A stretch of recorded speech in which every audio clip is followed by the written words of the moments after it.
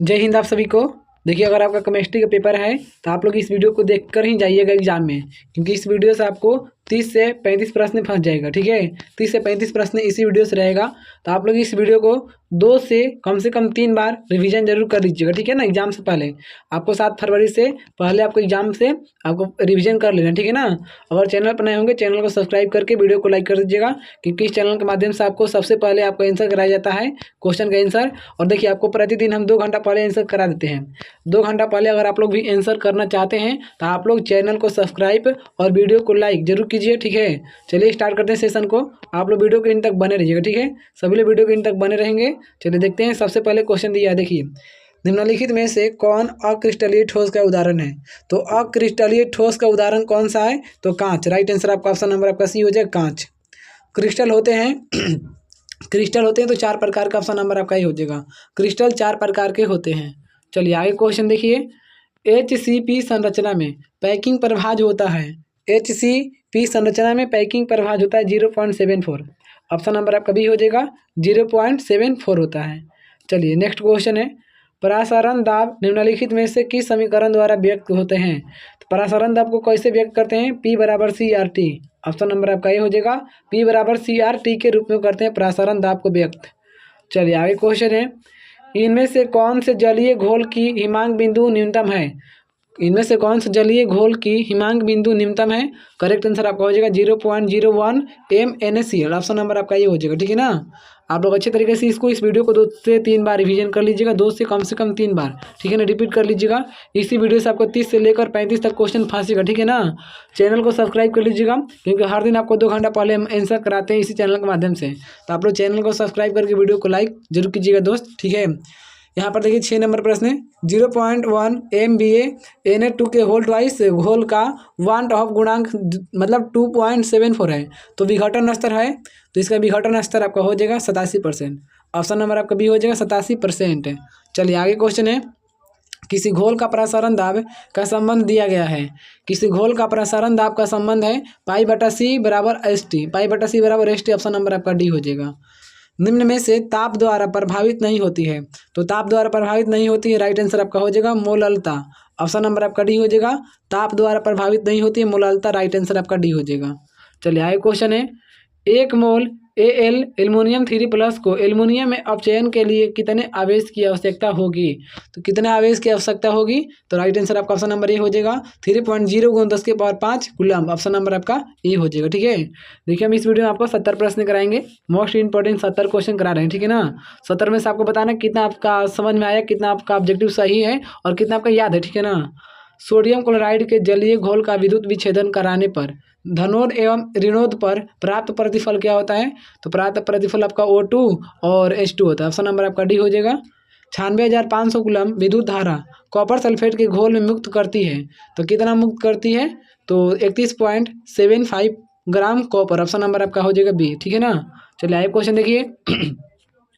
चलिए आप लोग देखिए 12 नंबर क्वेश्चन, 1 फैराडे होता है। 1 फैराड बराबर क्या होता है? तो 1 फैराड बराबर 96,500 कूलम लगभग होता है। ऑप्शन नंबर आपका हो जाएगा सी। वैद्युत अपघटन सेल में इलेक्ट्रॉन जिस इलेक्ट्रोड से घोल में प्रविष्ट करता है उसे क्या कहते हैं? तो उसको कहा जाता है आपका कैथोड। ऑप्शन नंबर आपका ये हो जाएगा, उसको कैथोड कहा जाता है। चलिए नेक्स्ट क्वेश्चन है, H2+ में Cl2 बनाता है HCl। क्या बनाता है? HCl। ये बताइए कौन सा है? तो इसमें कोटि हो जाएगा शून्य कोटि। ये शून्य कोटि का ऑप्शन नंबर आपका हो जाएगा ए। किसी भी पदार्थ के क्रिया करने की दर निर्भर करता है। तो किसी भी पदार्थ के क्रिया करने की दर सक्रिय द्रव्यमान पर निर्भर करता है। ऑप्शन नंबर आपका ये हो जाएगा सक्रिय द्रव्यमान पर। चलिए आगे क्वेश्चन देखते हैं। तो देखिए अभिक्रिया CH3COO C2H5+ में H2O ये मिलता है तो बनाता है CH3COOH प्लस में C2H5OH बनाता है। और इसमें पूछ रहा है कोटि। कोटि क्या होगा? तो देखिए इसमें कोटि आपका राइट आंसर हो जाएगा एक। कोटि क्या है? एक हो जाएगा। ऑप्शन नंबर आपका सी हो जाएगा। शून्य कोटि की अभिक्रिया के लिए क्या है बताइए? शून्य कोटि की अभिक्रिया में क्या होता है? तो T के पावर 1/2 और समानुपाती होता है 1। ऑप्शन नंबर आपका हो जाएगा ए। ठीक है, चलिए आगे क्वेश्चन है, देखिए अभी तक आप लोग वीडियो को लाइक और चैनल को सब्सक्राइब नहीं किए तो कर लीजिएगा। सब्सक्राइब करने से आपका फायदा होगा, लाइक करने से मेरा, क्योंकि ये वीडियो वायरल हो पाएगा, उन बच्चों के पास पहुंच पाएगा जो कुछ भी नहीं पढ़े हैं और इस वीडियो से पढ़कर अच्छे मार्क्स ला सकते हैं। तो आप लोग लाइक भी कीजिए और लाइक जरूर कीजिए और सब्सक्राइब भी कर लीजिएगा अपने फायदा के लिए। 2 घंटा पहले आंसर अगर चाहते हैं तो देखिए हम क्वेश्चन वहीं कराते हैं जो आपका बोर्ड एग्जाम आता है, ठीक है ना, और 2 घंटा पहले आपको आंसर भी करा देते हैं। तो इससे आपको और सेवा क्या चाहिए, तो आप लोग चैनल को सब्सक्राइब कर लीजिएगा। चलिए आगे क्वेश्चन देखते हैं। भौतिक अधिशोषण में लगभग ऊष्मा उत्सर्जित होती है, कितना होती है ऊष्मा उत्सर्जित, तो राइट आंसर आपका हो जाएगा 20 से 40। ऑप्शन नंबर आपका ये हो जाएगा 20 से 40। P2O5 अच्छा है, एक क्या है, P2O5 एक अच्छा है तो अवशोषक, ऑप्शन नंबर आपका बी हो जाएगा। P2O5 एक अच्छा अवशोषक है, करेक्ट आंसर ऑप्शन नंबर आपका बी हो जाएगा। चलिए आगे क्वेश्चन देखते हैं।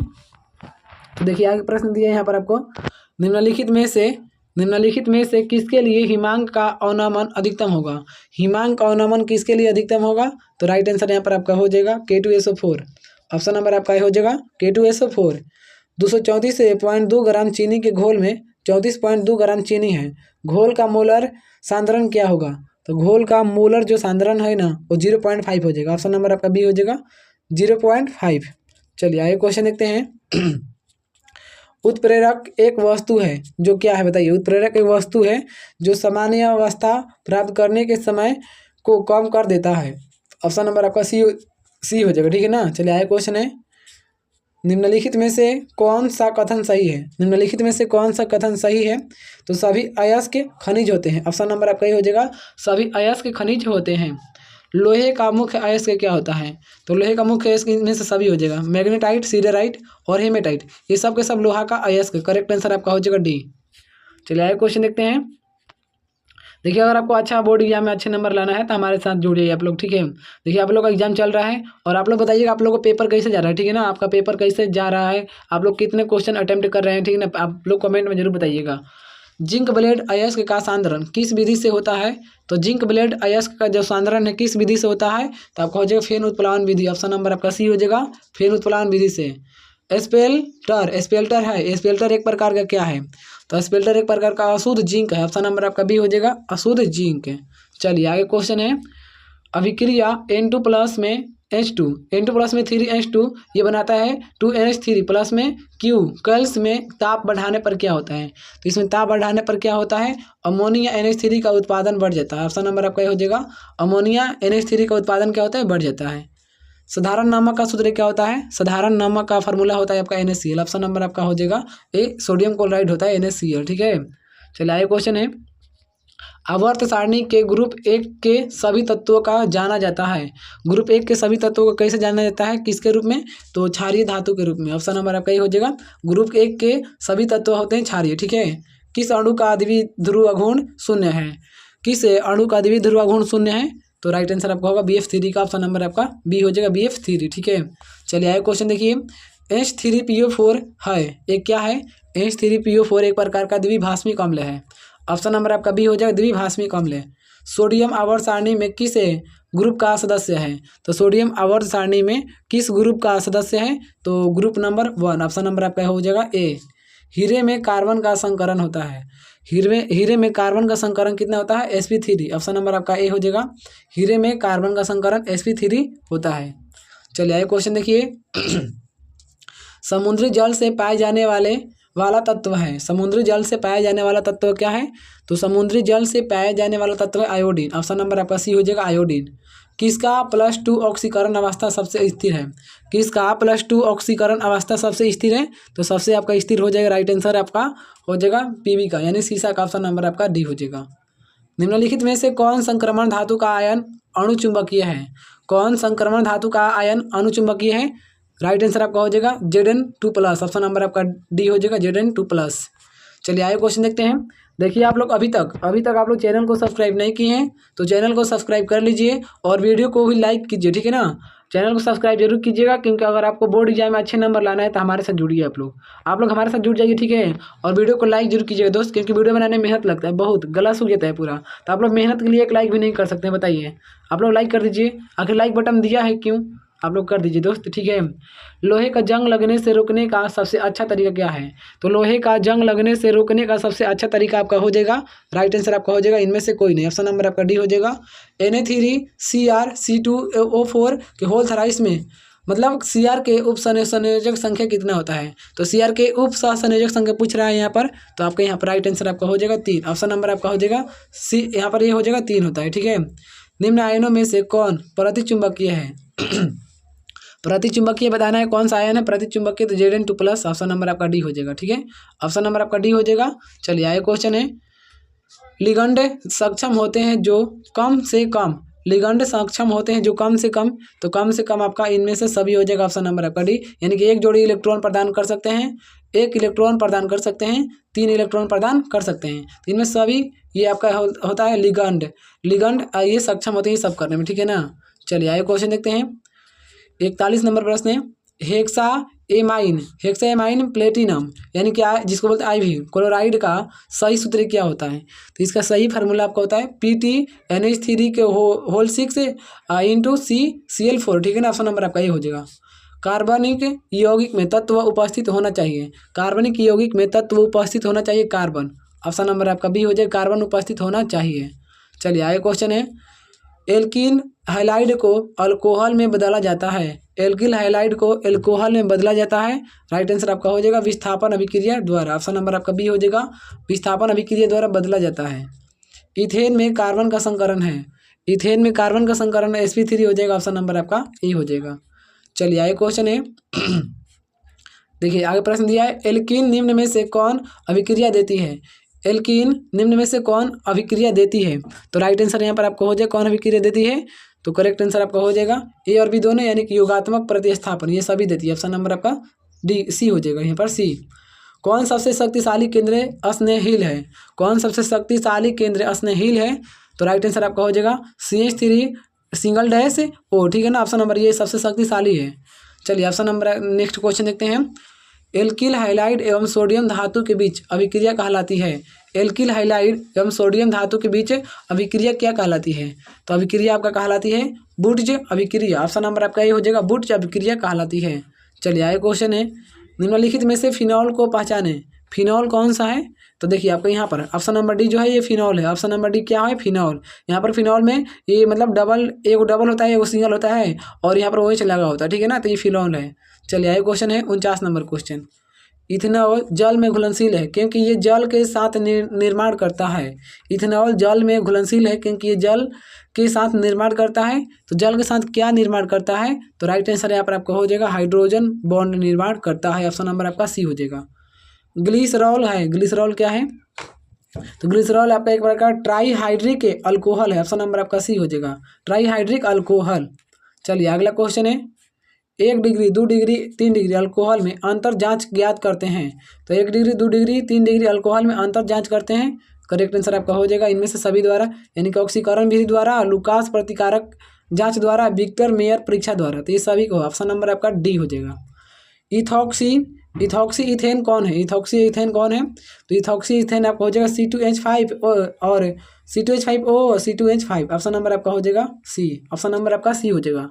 आप लोग इस वीडियो को 2 से 3 बार कम से कम रिपीट कर लीजिए, ठीक है ना। अगर आपके पास टाइम है तो आप 2 से 3 बार रिपीट कर लीजिए, अगर आपके पास 2 घंटे भी टाइम है तो आप वीडियो को स्पीड करके 2 से 3 बार रिपीट कर लीजिए, ठीक है। निम्नलिखित में से कौन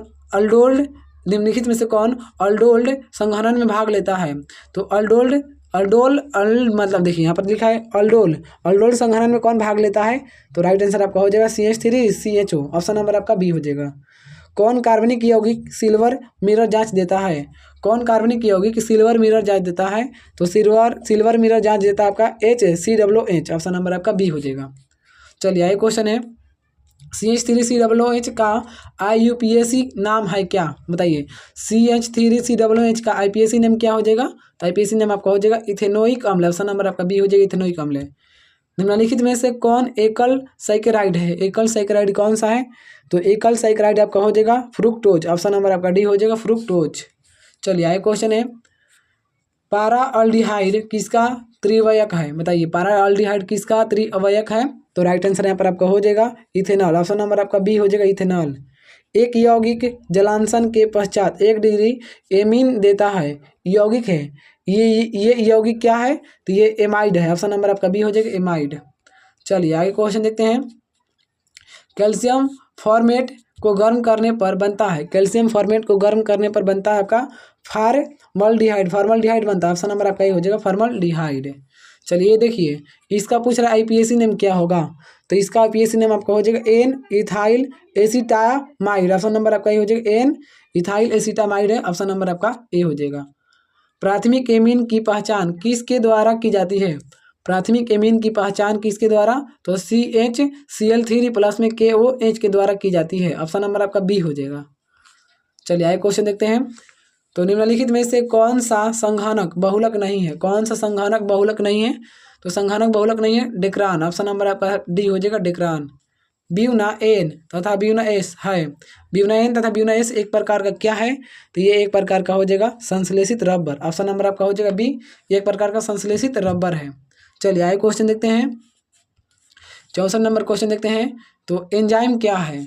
एंजाइम बताना है क्या है? एंजाइम आपका एक प्रकार का क्या है? तो एंजाइम आपका प्रोटीन है। ऑप्शन नंबर आपका सी हो जाएगा, एंजाइम आपका एक प्रकार का प्रोटीन है। ग्लिसरॉल है एक क्या है? ग्लिसरॉल एक प्रकार का क्या है? तो ट्राईहाइड्रिक अल्कोहल। ऑप्शन नंबर आपका डी हो जाएगा, ग्लिसरॉल एक प्रकार का ट्राईहाइड्रिक अल्कोहल है। चलिए आगे क्वेश्चन है। निम्नलिखित में से कौन कृत्रिम मीठा अभिकर्ता है? कृत्रिम मीठा अभिकर्ता कौन है? तो कृत्रिम मीठा अभिकर्ता आपका हो जाएगा इनमें से सभी, यानी कि साइक्रीन, और देखिए यहाँ पर क्या कह दिया है, साइक्रीन हो जाएगा, एस्पारटेम हो जाएगा, सोडियम साइक्लोमेट हो जाएगा, इनमें सभी हो जाएगा। ऑप्शन नंबर आपका डी। वह पदार्थ जो शरीर के ताप बुखार को कम करता है कहलाता है, जो शरीर के बुखार को कम करता है उसको कहते हैं हम लोग ज्वरनाशी। ऑप्शन नंबर आपका ये हो जाएगा, ज्वरनाशी कहलाता है। चलिए आगे क्वेश्चन है। बोरेक्स का रासायनिक नाम क्या होता है? बोरेक्स का रासायनिक नाम आपका होता है सोडियम टेट्राबोरेट। ऑप्शन नंबर आपका हो जाएगा ए, सोडियम टेट्राबोरेट। पेट में अत्यधिक अम्ल को बनने से रोका जा सकता है, पेट में अत्यधिक अम्ल को बनने से रोका जा सकता है, तो कैसे रोका जा सकता है? प्रत्यम्ल द्वारा। ऑप्शन नंबर आपका ये हो जाएगा, प्रत्यम्ल द्वारा। लास्ट क्वेश्चन है। संक्रमण तत्वों के समान इलेक्ट्रॉनिक विन्यास होते हैं, संक्रमण तत्वों के समान इलेक्ट्रॉनिक विन्यास होते हैं N1D1 के 10 Na से 1 से लेकर 2 तक। देखिए हम लोग इस वीडियो में केमिस्ट्री के कंप्लीट 70 ऑब्जेक्टिव क्वेश्चन कर लिए हैं। आप लोग को वीडियो कैसे लगा कमेंट में बताइएगा। अगर आप लोग को 2 घंटा पहले ऑब्जेक्टिव क्वेश्चन चाहिए तो चैनल को सब्सक्राइब जरूर कीजिए, ठीक है। चलिए वीडियो यहीं तक समाप्त होता है। आप लोग को वीडियो देखने के लिए बहुत बहुत धन्यवाद। नेक्स्ट वीडियो मिलते हैं, तब तक के लिए जय हिंद।